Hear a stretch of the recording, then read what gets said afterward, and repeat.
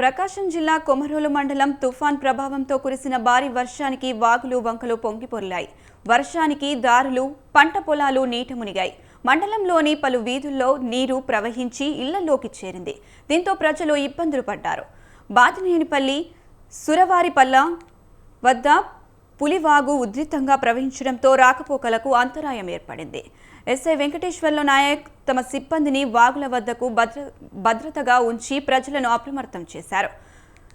గిద్దలూరు వ్యవసాయ విస్తరణాధికారి బాలాజీ నాయక్ ఓ రాజశ్రీతో కలిసి నీట మునిగిన పంట పొలాలను పరిశీలించారు.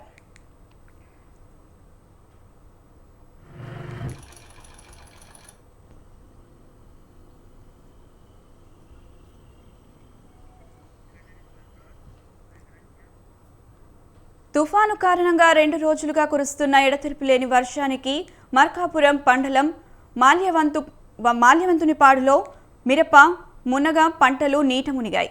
వాన తాకిడితో పంటలకు భారీ నష్టం వాటిల్లిందని రైతులు ఆవేదన వ్యక్తం చేశారు. నష్టపోయిన పంటలకు ప్రభుత్వం పరిహారం అందించి ఆదుకోవాలని కోరారు. వర్షం వల్ల ప్రజలు బయటకు రాలేక ఇళ్లకే పరిమితమయ్యారు.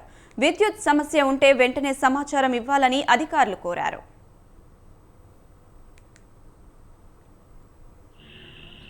దొరికిన సాల్వ్ అవసరం లేదు, అందుకని వెళ్ళిపోయింది.